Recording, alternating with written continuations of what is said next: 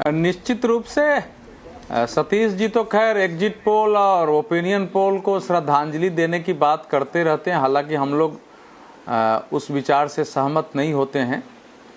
मनुष्य के गणना में भूलों की गुंजाइश होती है, लेकिन अगर हम सर्वे से लोकतंत्र में सर्वे की व्यवस्था को ही खत्म कर दें और करने वालों में ईमानदारी बेईमानी दोनों होती है, कई बार किसी के दबाव में, कई बार पैसे लेकर, अगर उसको ठीक से किया जाए, जितना मैंने सेफोलॉजी को समझा है और जो गणना आती है उसको मतलब एडिटर जरा सामने ले ही आए कि हाँ यही गणना आ रही है, तो इतनी अविश्वसनीयता शायद नहीं होगी।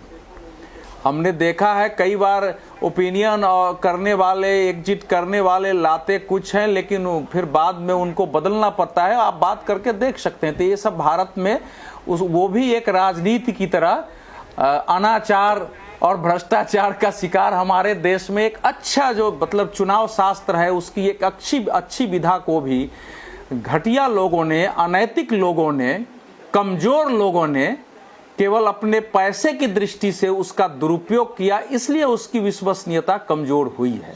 लेकिन मैं उसकी श्रद्धांजलि के बजाय उसमें रिफॉर्म के पास में हूं और मैं मान के चलता हूं कि एग्जिट पोल कम से कम ट्रेंड बता देता है। प्रवृत्ति, सीटें एग्जैक्ट नहीं होंगी, वोट एग्जैक्ट शायद कम हो जाए, लेकिन ट्रेंड प्रवृत्तियां बताती है। तो इसलिए एग्जिट पोल को मैं कभी जीवन में खारिज किया नहीं हूं। पिछले लोकसभा चुनाव में हालांकि हम लोग धरातल पर देख रहे थे, मुझे हैरत भी हो रही थी, कई से बात भी कर रहा था, लेकिन बहुत लोग मानने को तैयार नहीं थे। देखिए, जो कुछ वातावरण था, भारतीय जनता पार्टी जब नरेंद्र मोदी के नेतृत्व में 2013 में आई थी, उस समय शुरुआत में तो नेतृत्व नहीं था, उन्होंने इस ढंग से प्रचार किया और भाजपा का उस समय कमजोर, एक निहायत ही निराशा में बैठे हुआ नेतृत्व और पार्टी थी, वो हाथों हाथ जनता ने इनको लिया था और एक नए तरीके का चुनाव प्रचार था। उसमें नए भाषा थी, नए शब्दावली थे, नए तरीके थे, ऑडियो ब्रिज था।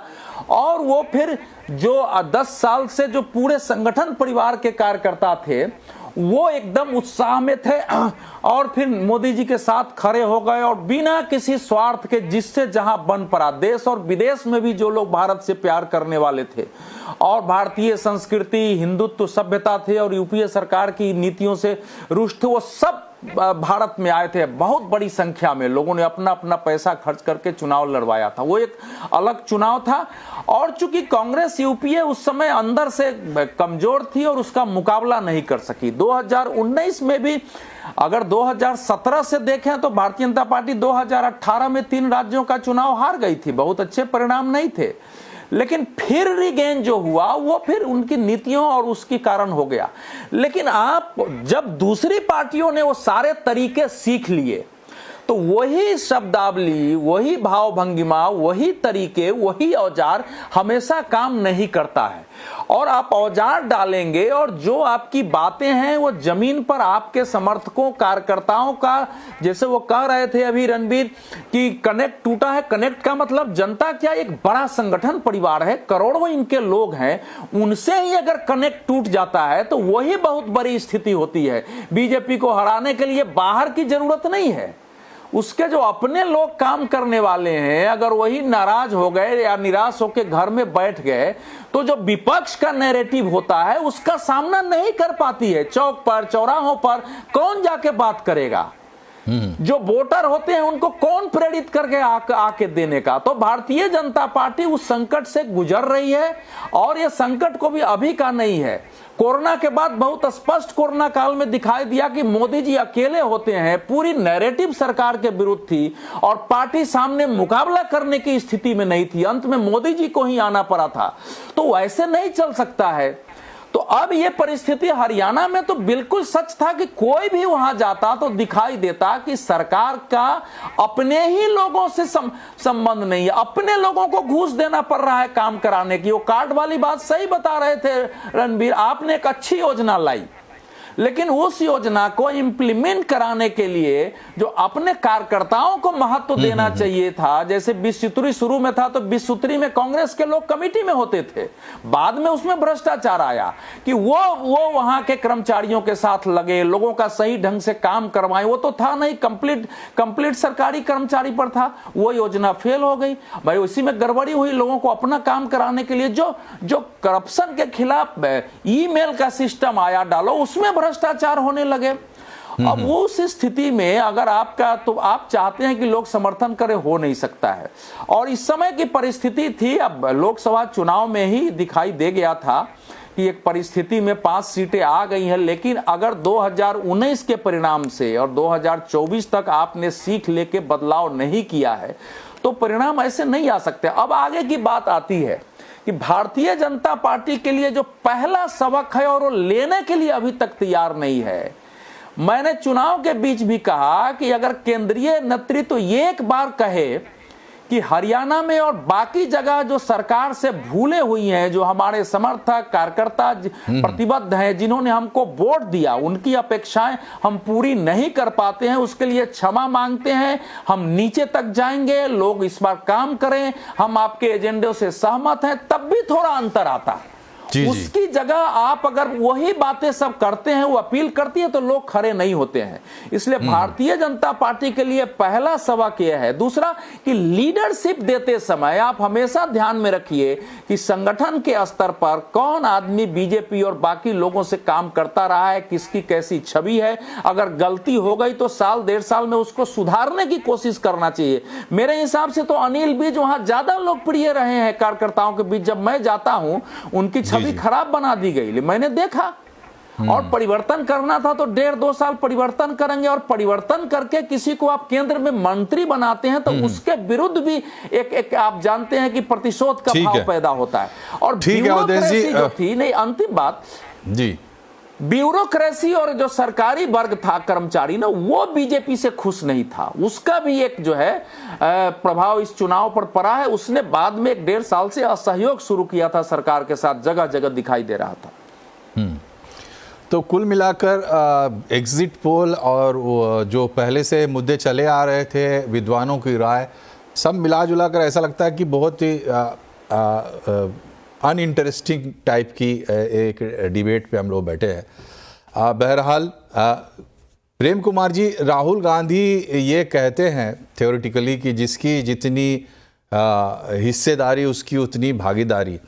तो हरियाणा में विजय जी ने कहा आज ही इसी डिबेट में कि भाई वहाँ पे एक जो बड़ा सेक्शन ताकतवर जाट, वो बहुत दिन 10 साल बाहर रह गए सत्ता से वापसी करने। तो हरियाणा में 23%, मतलब 23% एग्जैक्टली तो नहीं, लेकिन जाटों के से थोड़ा सा ही कम दलित हैं। और हिंदुस्तान में इस वक्त दलित रिसर्जेंस का एक पूरा सिनारियो भी चल रहा है, और जिनको बहुत धूल माना जाता है कि भाई दलितों के प्रति उपेक्षा का भाव रखने वाले लोग भी इस बात को स्वीकार करते हैं आज की तारीख में कि वो अपना अधिकार मांग रहे हैं और ले भी रहे हैं सक्सेसफुली। क्या हरियाणा में राहुल गांधी ये एक्सपेरिमेंट करके दिखाने वाले हैं? क्योंकि मीडिया में आम जो परसेप्शन जिसको राजनीति में बहुत हम लोग महत्व देते हैं, उसमें ये सवाल है कि कुमारी शैलजा को क्या मौका मिलेगा, सुरजेवाला को मौका मिलेगा? जी शुक्रिया मनोज जी। देखिए, किसी बात को जो आइडियल होता है, आइडियलिज्म होता है पॉलिटिक्स में, जिसको उतारने की कोशिश की जाती है, वो अक्षरशः नहीं लागू होता है। और अक्षरशः लागू करने का मतलब है कि भाई बनी बनाई सरकार को गिरा दीजिए पहले दूसरे दिन। तो उसको वर्तमान स्थिति के साथ में समेट करके मैसेज देने का प्रयास करते हुए, और कि हम उस बात से हटे नहीं है, टिके हुए हैं, ये संदेश देना जरूरी होता है। चूंकि राहुल गांधी ने हरियाणा में बारंबार कहा कि इस बार 36 बिरादरी की सरकार होगी और सबकी हिस्सेदारी होगी, इस पर बहुत जोर दिया उन्होंने। तो इसमें संगठन के भीतर भी खलबली मची निश्चित रूप से, और वो नेतृत्व का सवाल जो आज दिख रहा है वो भी दिख रहा है। लेकिन नेतृत्व के सवाल में एक बात पॉजिटिविटी की है कि जैसे कुमारी शैलजा रोती हुई नहीं दिखी कि हमको क्यों नहीं हिस्सेदारी मिल रही है, हमें कोई पद पर क्यों नहीं मिल रहा है मुख्यमंत्री का पद। वो दावा रखती हुई दिखी, बहुत पॉजिटिव वे में उन्होंने दावेदारी की और कहा आला कमान जो कहेगा वो मंजूर है, लेकिन मैं मुख्यमंत्री पद की जेन्युइन दावेदार हूं। तो इस बात ने दलितों में निराशा पैदा नहीं किया कि उनके साथ हकमारी हो रही है, कि उनका हक, बल्कि उनको किया गया हमें मिलना चाहिए। तो हमें जो लगता है कि ये पूरी तरीके से आखिरी समय में भी कुमारी शैलजा जी ने जो इंटरव्यूज किए वो आला कमान को अच्छा लग रहा था। इंटरव्यूज करना, दावेदारी रखना उनका अच्छा लग रहा था। तो इससे दलितों में अच्छा मैसेज भी गया, और जाट प्लस दलित प्लस अदर्स, अब तो संख्या इतनी ज्यादा है कि पूरा माहौल ही इस तरह से कि आप कह नहीं सकते कि कौन सी जाति का समर्थन मिल रहा है और कौन सी जाति का नहीं। ओवरऑल शिवराम जी ने कहा, रविंद्र जी ने, कि जो संख्या दिख रही उस हिसाब से तो सभी वर्ग के लोगों का समर्थन मिलेगा, तभी ये संख्या दिख सकती है। तो ये दिखा है। अब जो नई सरकार आएगी उसमें हिस्सेदारी तो देनी पड़ेगी। अब मुख्यमंत्री कौन होगा इसको तय करना, मेरे ख्याल से, मेरा आकलन ये है कि भूपेंद्र हुड्डा जी बहुत, एक तो समर्थन वाले व्यक्ति हैं, दूसरा राजनीतिक रूप से मजबूत हैं, तीसरा है कि लोकतांत्रिक तरीके से कोई पद लेने का जो तरीका होता है वो श्रूड जो पॉलिटिशियन है उसको बहुत आता है। वो अपने लिए माहौल बना लेता है, इर्द गिर्द से अपने लिए आवाज लगवा लेता है, पहले ही टिकट वितरण में उनकी चली हुई होती है, तो उसके बाद उनको कहना नहीं पड़ता है कि हमें मुख्यमंत्री बनना है, बल्कि पूरा माहौल चल करके आ जाता है उनके पास मुख्यमंत्री का पद। तो इस मामले में हुड्डा जी 20 पड़ते हैं कुमारी शैलजा जी से। अब नेतृत्व अगर जबरदस्ती करे तब बात अलग है, लेकिन नेचुरल चॉइस अगर दी जाएगी तो हमें लगता है कि लोकतांत्रिक तरीके से ज्यादातर लोग हुड्डा जी के समर्थन में दिखेंगे, ऐसा मुझे लगता है।